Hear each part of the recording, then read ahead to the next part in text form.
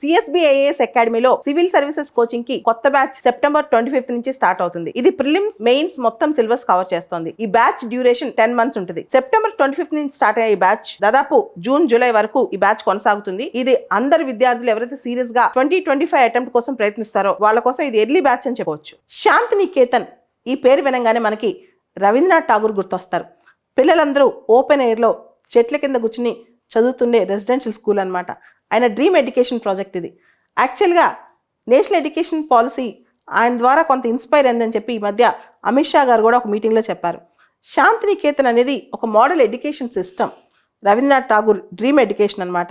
ఈ రోజున మళ్ళీ శాంతినికేతన్ న్యూస్లో ఉంది.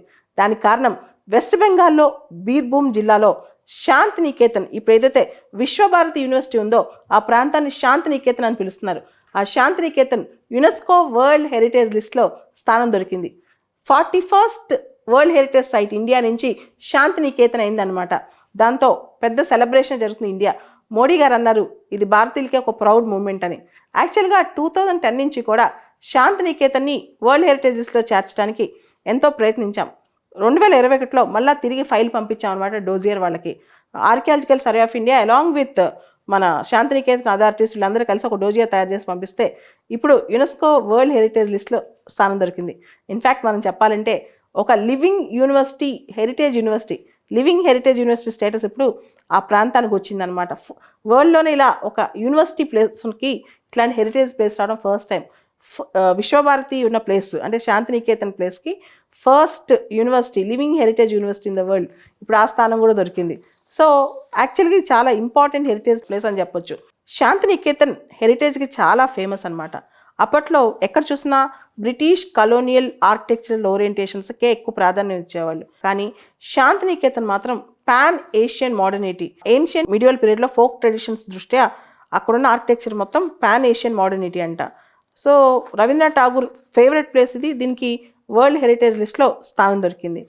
ఫ్రాన్స్ బేస్డ్ ఒక సంస్థ ఉందన్నమాట, international council on monuments and sites ICOMOS అని. వీళ్ళలో ప్రొఫెషనల్స్ ఎక్స్పర్ట్స్ వీళ్ళందరూ ఉంటారు. వీళ్ళందరూ కలిసి ఏది హెరిటేజ్ లిస్ట్లో ఉంటే బాగుంటుందని చెప్పి ఒక సలహా కూడా ఇస్తుంటారు అనమాట.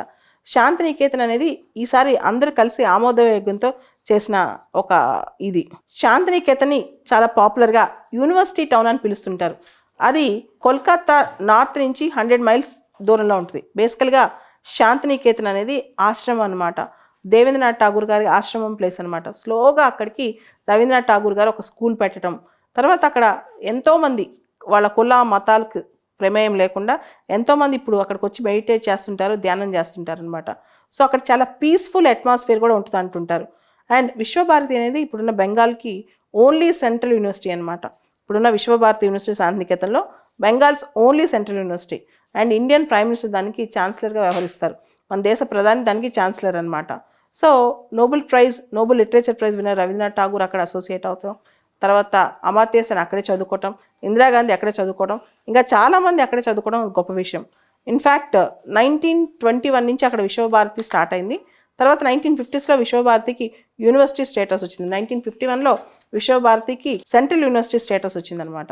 సో విశ్వభారతి యూనివర్సిటీలో కూడా చాలా స్ట్రక్చర్స్ చక్కటి ఆర్కిటెక్చరల్ ఎక్స్ప్రెషన్ ఉన్నాయంట. ఉదాహరణకి కాలోబారి అనే స్ట్రక్చర్, విశ్వభారతిలో కాలోబారి అనే స్ట్రక్చర్ ఒక మడ్ స్ట్రక్చర్ అనమాట. ఒక మడ్తో చేసిన స్ట్రక్చర్ కాలోబారి స్ట్రక్చర్. కాలోబారి స్ట్రక్చర్కి ఒక ఆర్కిటెక్చరల్ సిగ్నిఫికెన్స్ ఉంది.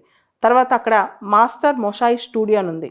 Murals and paintings of Cheena and Hindi Bhavan ఇవన్నీ కూడా అక్కడ ఆర్కిటెక్చరల్ సిగ్నిఫికెన్స్తో ఉన్నాయి. సో శాంతినికేతన్కి వరల్డ్ హెరిటేజ్ లిస్ట్లో స్థానం దొరకడం అనేది ఇప్పుడు ఇండియన్స్ అందరికీ కూడా ప్రౌడ్ మూమెంట్. సిఎస్బిఐఏఎస్ అకాడమీలో సివిల్ సర్వీసెస్ కోచింగ్ కి కొత్త బ్యాచ్ సెప్టెంబర్ 25 నుంచి స్టార్ట్ అవుతుంది. ఇది ప్రిలిమ్స్ మెయిన్స్ మొత్తం సిలబస్ కవర్ చేస్తుంది. ఈ బ్యాచ్ డ్యూరేషన్ 10 months ఉంటుంది. సెప్టెంబర్ 25 నుంచి స్టార్ట్ అయ్యే ఈ బ్యాచ్ దాదాపు జూన్ జూలై వరకు ఈ బ్యాచ్ కొనసాగుతుంది. ఇది అందరు విద్యార్థులు ఎవరైతే సీరియస్ గా 2025 అటెంప్ట్ కోసం ప్రయత్నిస్తారో వాళ్ళ కోసం ఇది ఎర్లీ బ్యాచ్ అని చెప్పవచ్చు.